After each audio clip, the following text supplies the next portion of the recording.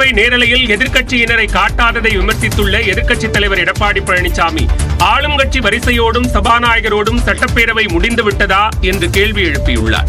இதுகுறித்து தனது எக்ஸ் பக்கத்தில் அவர் பதிவிட்டுள்ளார். அதில் பேரவையின் கேமராக்கள் எதிர்க்கட்சியின் பக்கம் திரும்பவே இல்லை என்றார். எதிர்க்கட்சி வரிசை அவ்வளவு அச்சுறுத்துகிறதா என முதலமைச்சருக்கு கேள்வி எழுப்பியுள்ள பழனிசாமி எதற்காக இவ்வளவு அஞ்சி நடுங்குகிறீர்கள் என்று கேள்வி எழுப்பியுள்ளார்.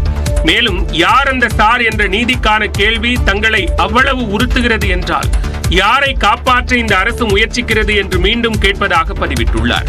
மக்கள் நலனுக்கான எதிர்க்கட்சியின் கேள்விகளை மக்கள் பார்த்துவிடக் கூடாது என்று அரசு எத்தனிப்பது ஜனநாயக படுகொலை என்று தெரிவித்துள்ள அவர் பேரவை நிகழ்வுகளை எந்தவித ஒளிவு மறைவுமின்றி முழுமையாக மக்களின் குரலான எதிர்க்கட்சியின் கருத்துக்களை நேரடியாக ஒளிபரப்ப வேண்டும் என்று அரசை வலியுறுத்துவதாக குறிப்பிட்டுள்ளார்.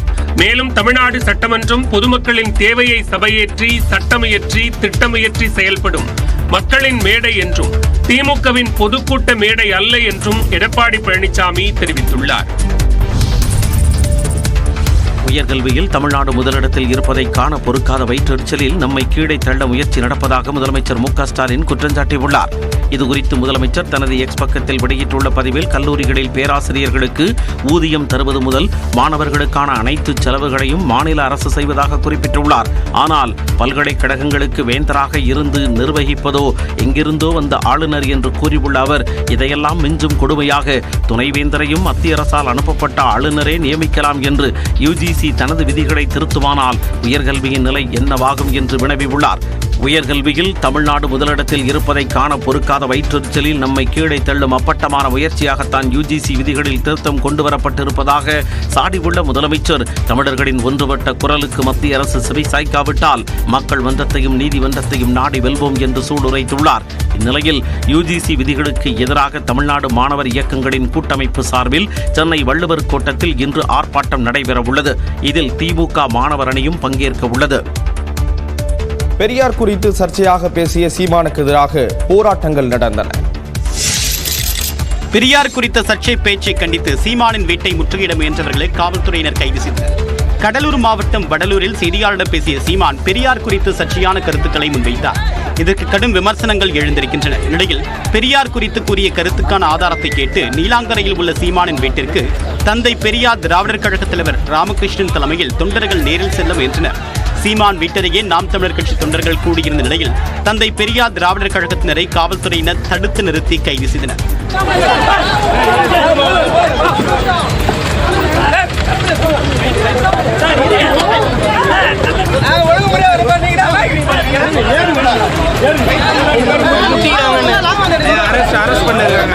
இதனிடையே புதுச்சேரி லெனின் வீதியில் ஒரு விழாவில் சீமான் பங்கேற்பதை அறிந்து நெல்லித்தோப்பு செல் சுப்பையா சிலை அருகே தந்தை பெரியார் திராவிடர் கழகத்தினர் குவிந்தனர். அப்போது காவல்துறையினர் தடுத்த போது தள்ளுமுள்ளு ஏற்பட்ட நிலையில் போராட்டக்காரர்கள் கைது செய்யப்பட்டனர்.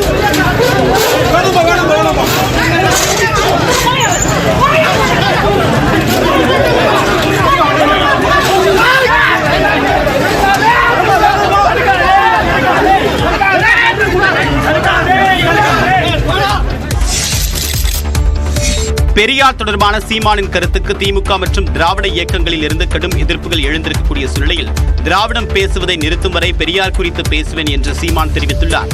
புதுச்சேரியில் செய்தியாளர் பேசியவர் தமிழ் மொழியையும் தமிழர்களை பெரியார் இழிவுபடுத்தியதாக விமர்சித்தார். இந்த இடத்துல எங்களுக்கு நின்று என் மொழியே இழிவு, அது ஒரு சனியா, அதை விட்டு ஒளின்னு சொன்ன அன்னைக்கு உங்க கோட்பாடு தெரிஞ்சு போச்சு.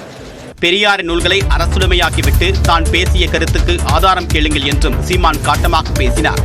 இத்தனை எடுத்து வைக்கிற எதுக்குமே சான்று கேட்காது, நீங்க இதுக்கு சான்று கேட்குங்க. பெரியாரின் எழுத்துக்களை அரசுடைமையாக்கிட்டு எனக்கு சான்றுகளுக்கு தரேன்.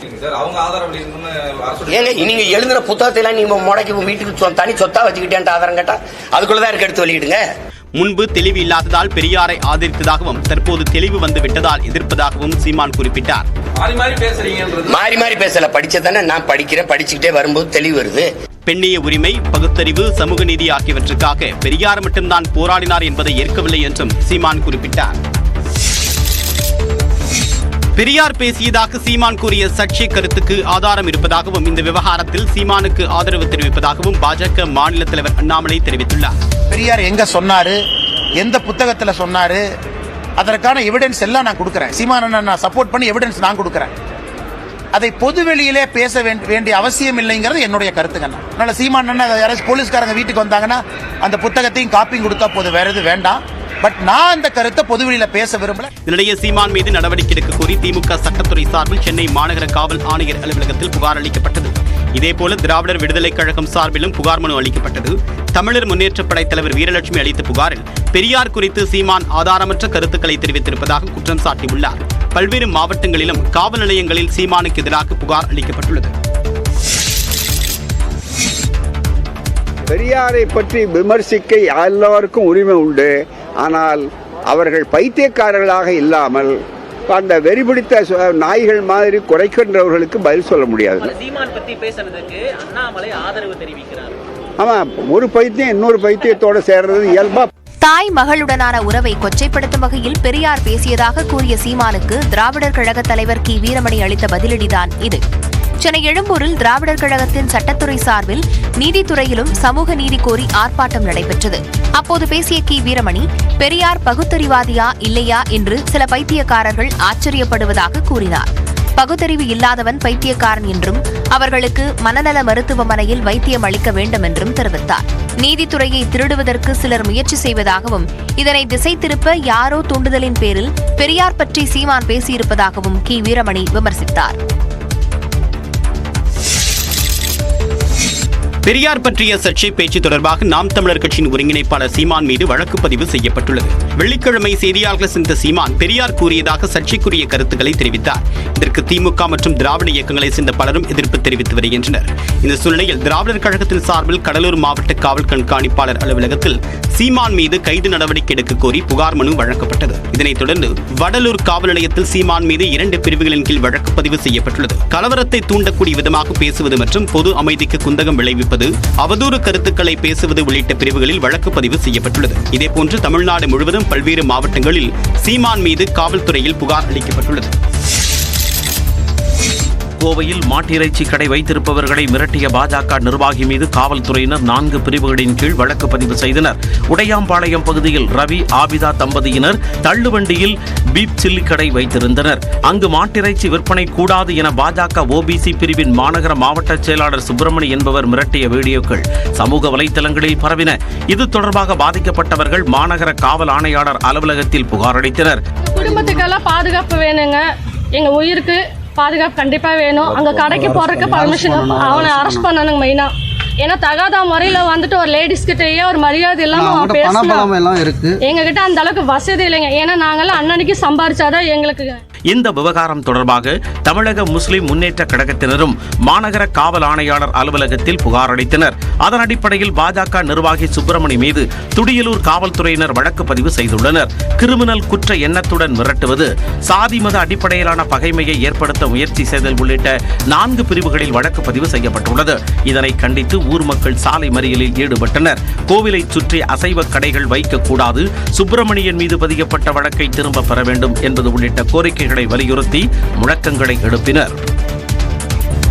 சட்டப்பேரவை நேரலையில் எதிர்க்கட்சியினரை காட்டாததை விமர்சித்துள்ள எதிர்க்கட்சித் தலைவர் எடப்பாடி பழனிசாமி, ஆளும் கட்சி வரிசையோடும் சபாநாயகரோடும் சட்டப்பேரவை முடிந்துவிட்டதா என்று கேள்வி எழுப்பியுள்ளார். இதுகுறித்து தனது எக்ஸ் பக்கத்தில் அவர் பதிவிட்டுள்ளார். அதில் பேரவையின் கேமராக்கள் எதிர்க்கட்சியின் பக்கம் திரும்பவே இல்லை என்றார். எதிர்க்கட்சி வரிசை அவ்வளவு அச்சுறுத்துகிறதா என முதலமைச்சருக்கு கேள்வி எழுப்பியுள்ள பழனிசாமி, எதற்காக இவ்வளவு அஞ்சி நடுங்குகிறீர்கள் என்று கேள்வி எழுப்பியுள்ளார். மேலும் யார் அந்த சார் என்ற நீதிக்கான கேள்வி தங்களை அவ்வளவு உறுத்துகிறது என்றால் யாரை காப்பாற்ற இந்த அரசு முயற்சிக்கிறது என்று மீண்டும் கேட்பதாக பதிவிட்டுள்ளார். மக்கள் நலனுக்கான எதிர்க்கட்சியின் கேள்விகளை மக்கள் பார்த்துவிடக் கூடாது என்று அரசு எத்தனிப்பது ஜனநாயக படுகொலை என்று தெரிவித்துள்ள அவர், பேரவை நிகழ்வுகளை எந்தவித ஒளிவு மறைவுமின்றி முழுமையாக மக்களின் குரலான எதிர்க்கட்சியின் கருத்துக்களை நேரடியாக ஒளிபரப்ப வேண்டும் என்று அரசை வலியுறுத்துவதாக குறிப்பிட்டுள்ளார்.